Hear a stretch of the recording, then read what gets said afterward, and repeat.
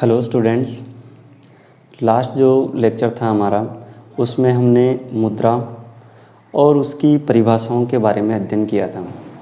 आज जो हमारा लेक्चर है वो है मुद्रा एवं चलन में अंतर। What is difference between money and currency. Money और करेंसी दोनों में क्या डिफरेंस है इसके बारे में है। मुद्रा की हमने बहुत सारी परिभाषाएं पढ़ी और उन परिभाषाओं के आधार पर उनकी विशेषताओं का भी हमने पता लगाया।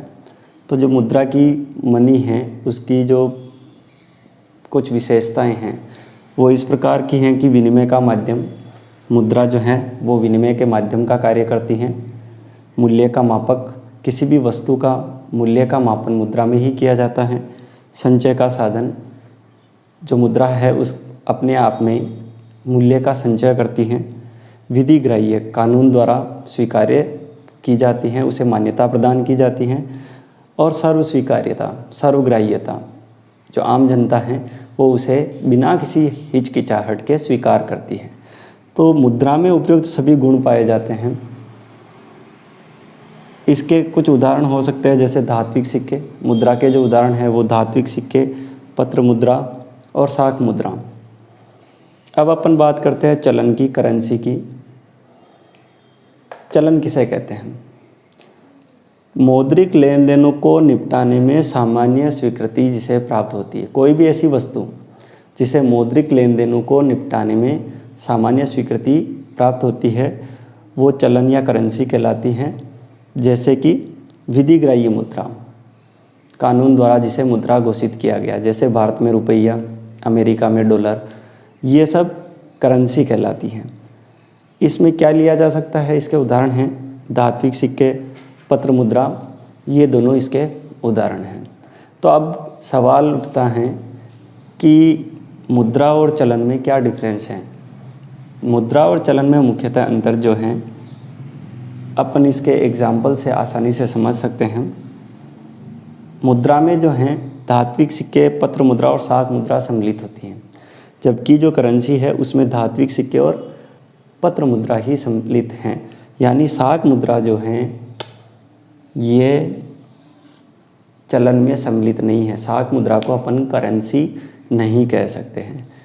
तो इस प्रकार स्पष्ट है कि मुद्रा विस्तृत है और चलन एक संकुचित जो दृष्टिकोण है वो है। अब एक नया जो शब्द है उसके बारे में अध्ययन करते हैं, निकट मुद्रा, नियर मनी। निकट मुद्रा किसे कहते हैं? वे वस्तुएं, प्रपत्र, परिसंपत्तियां जो वास्तव में मुद्रा नहीं है परंतु उन्हें आसानी से मुद्रा में बदला जा सकता है। ऐसी वस्तुएं या प्रपत्र या परिसंपत्तियां जो वास्तव में तो मुद्रा नहीं है पर अपन जब चाहें तब उन्हें मुद्रा में परिवर्तित कर सकते हैं, यानी इसमें तरलता का गुण पाया जाता है, वो कहलाती है निकट मुद्रा। अब बात करते हैं इसके गुणों की। तो क्या निकट मुद्रा में वैधानिकता का गुण होता है? नहीं होता है। उसे कानून द्वारा मुद्रा के रूप में घोषित नहीं किया हुआ होता है। सामान्य स्वीकृति नहीं होता है। जनता के ऊपर है कि वो चाहे तो उसे स्वीकार करे, चाहे तो नहीं स्वीकार करे। तो सामान्य स्वीकृति भी नहीं होती है। लेकिन एक और गुण जो है मुद्रा का वो है तरलता।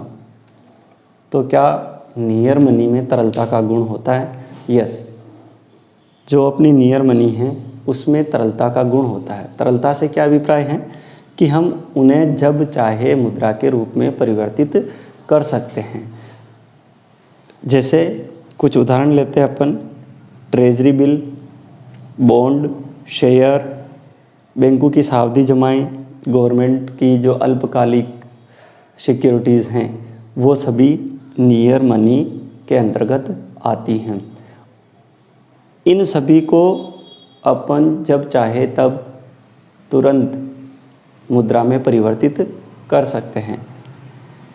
तो इनमें तरलता का गुण पाया जाता है। आपके ऊपर है कि आप बॉन्ड, सिक्योरिटी, सावधि जमा का पत्र हैं उसे स्वीकार करें या ना करें। इसलिए इसमें सामान्य स्वीकृति का गुण नहीं पाया जाता है, वैधानिकता का भी गुण नहीं पाया जाता है, लेकिन तरलता का गुण पाया जाता है। और सामान्यतः जनता इन्हें स्वीकार करे या ना करे, ये उनके स्वविवेक पर निर्भर करता है। अमेरिकी अर्थशास्त्री जो है मिल्टन फ्रीडमैन, उन्होंने तो यहाँ तक कहा है कि बैंकों में जमा ऐसे धन को मुद्रा मानते हैं जो तत्काल मुद्रा में भुगतान के लिए उपलब्ध है। बैंकों के पास ऐसा जमा धन जो तत्काल मुद्रा के रूप में भुगतान के लिए उपलब्ध है, वो नियर मनी माना जाता है। इनमें उच्च स्तरीय मौद्रिक तरलता विद्यमान होती है। नियर मनी में क्या पाया जाता है? उच्च स्तरीय मौद्रिक तरलता पाई जाती है। अतः वे सब वस्तुएं निकट मुद्रा में सम्मिलित की जाती हैं जिसे आसानी में तत्काल मुद्रा में परिवर्तित किया जा सकता है। Thank you.